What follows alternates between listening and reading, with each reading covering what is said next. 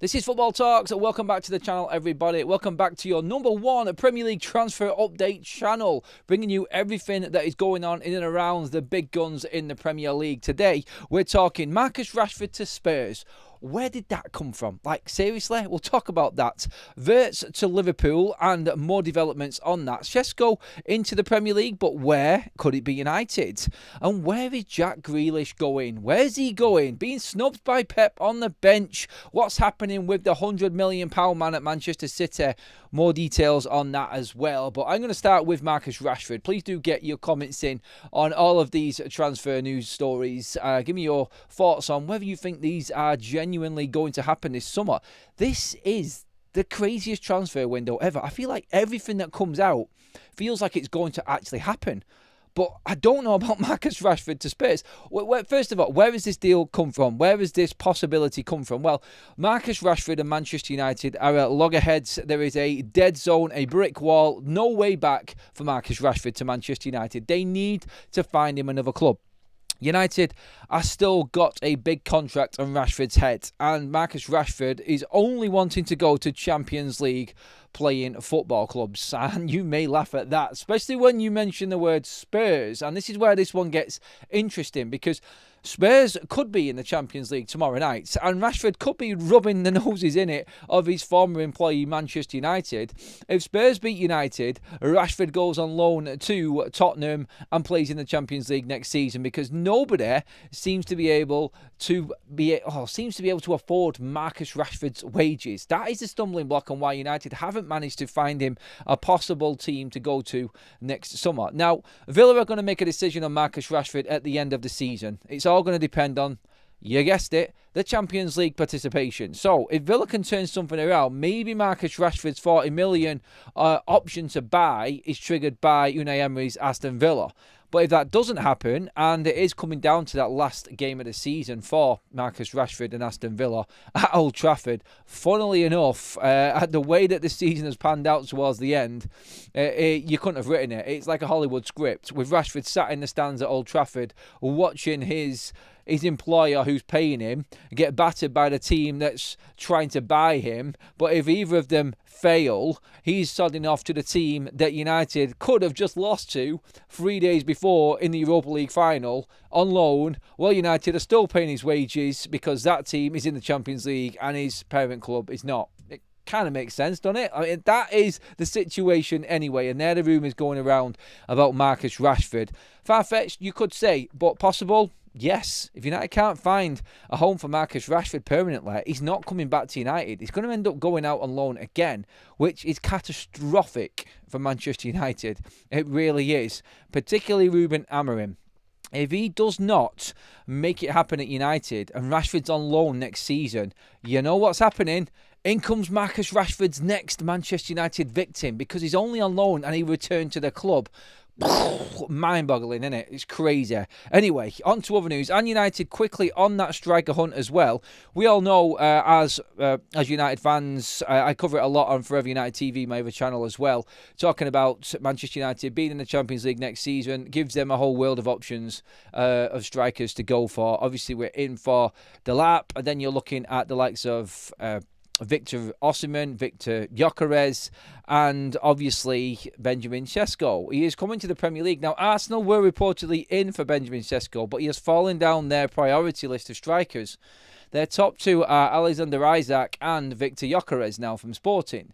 And Benjamin Cesco is further down the list because of his price tag and what RB Leipzig are asking. Now, United have an in with Leipzig because of their former employee now being on Manchester United's recruitment team in Christopher Vivel, and something could happen there. United can afford Benjamin Cesco if they're in the Champions League. United are willing to spend more on younger strikers, and Cesco being 21 definitely fits the bill for Manchester United on that side of things. So that's another story which is doing the rounds at the moment, which could come to fruition, but only if United, of course, beat Spurs in the final. How many transfers are pending off the back of the result of this Champions League fight, this Europa League finals to get into the Champions League? Is crazy. It really is. How did the season come to this, where two of the biggest clubs in England, well, can't really say that with Spurs, but you know what I mean by that. It's like big club, big aspirations, are playing out one game to salvage their whole summer. It's crazy, isn't it? But both of them deals are in the works right now. One club who doesn't have that issue and already in the Champions League and champions of England are Liverpool. And they are not on the brink, they're on the brink of smashing all sorts of Premier League transfer records like we discussed yesterday on the show. And that would be if they went in for Florian Wirtz, priced officially now by Leverkusen at 126 million. Liverpool are not afraid of breaking a British transfer record. They offered that record fee for Moises Caicedo from Brighton, but he went to Chelsea. So Liverpool, with not spending any money last summer, now obviously going in for Kerkez, that looks like it's far down the line. Frimpong is done and sealed. Bringing in Florian Wirtz as well. Liverpool can spend, and Liverpool can spend big, and Liverpool could break the British transfer record on Florian Wirtz, particularly now that Manchester City have stepped aside. Yesterday afternoon, after our update show, the news broke that City have walked away from this deal, leaving just Bayern Munich and Liverpool. Now, if Bayer Leverkusen are going to sell to anybody, you can sure as well say that it's going to be Liverpool over Bayern Munich, their local rivals. So yeah, Liverpool hold all of the cards at the moment. Are they willing to spend that money? If they are, Wirtz is theirs, it would seem.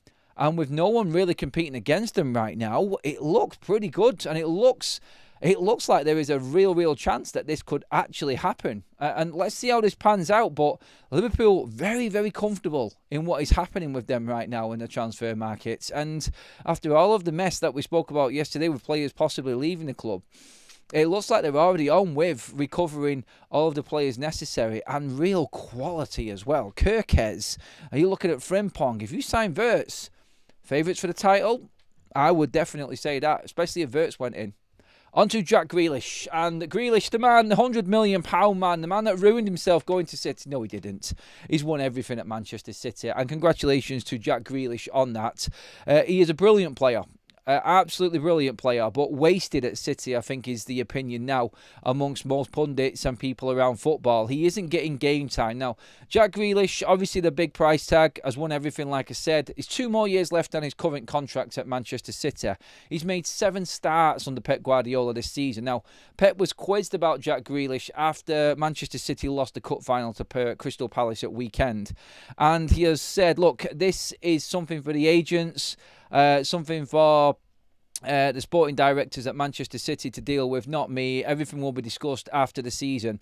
He admits that he feels like Jack Grealish is probably going to be upset and frustrated at the lack of game time. But when you need to win a game, you're 1-0 down, going into the last minutes of the last chance you've got to win a trophy in a season, and Jack Grealish is not getting off that bench, you know that he's down the pecking order. And at 29, he's got 1 more transfer left in him, Jack Grealish. The funny thing is with this is it's like, where will he go? How much will City ask for? 2 years left on his contract. You can still drive a decent bargain for a quality player in Jack Grealish, who you would say is at the peak of his powers.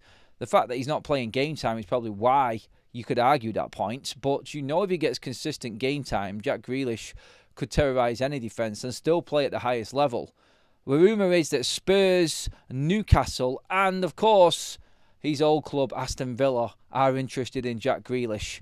If I'm Jack Grealish, I'm looking to move away from Manchester City this summer. You could say that Kevin De Bruyne is leaving and you may get a better chance.